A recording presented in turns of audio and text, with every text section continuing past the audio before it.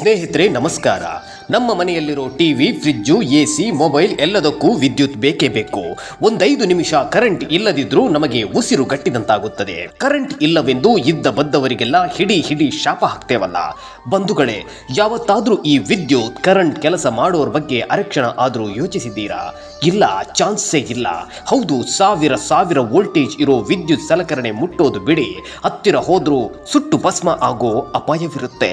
ಅಂತಹದ್ರಲ್ಲಿ ತಮ್ಮ ಜೀವದ ಹಂಗು ತೊರೆದು ಇದೇ ವಿದ್ಯುತ್ ಕಂಬಗಳಲ್ಲಿ, ಯಾರ್ಡ್ಗಳಲ್ಲಿ ಹಗಲು ರಾತ್ರಿ ಎನ್ನದೆ ಸುಡುವ ಬಿಸಿಲಿರಲಿ, ಭೋರ್ಗರೆವ ಮಳೆ ಬರಲಿ, ಕೊರೆವ ಚಳಿಯೇ ಇದ್ದರೂ ಎದೆಗುಂದದೆ ಕೆಲಸ ಮಾಡೋ ಲೈನ್ ಮ್ಯಾನ್ಗಳು, ಫ್ಯಾಕ್ಟರಿ ಕೆಲಸಗಾರರು ಇವರೆಲ್ಲರೂ ನಿಜವಾಗ್ಲೂ ದೇಶದೊಳಗಿನ ಯೋಧರು ಅಂದರೂ ತಪ್ಪಾಗ್ಲಿಕ್ಕಿಲ್ಲ ಅಲ್ವೇ? ತಮ್ಮ ಕುಟುಂಬ ಜೀವನದ ನಿರ್ವಹಣೆಗಾಗಿ ಈ ವಿದ್ಯುತ್ ಕೆಲಸ ಮಾಡೋ ಈ ಎಲ್ಲ ಕಾರ್ಮಿಕರ ಬಗ್ಗೆ ನಮಗೆ ಗೌರವವಿರಲಿ.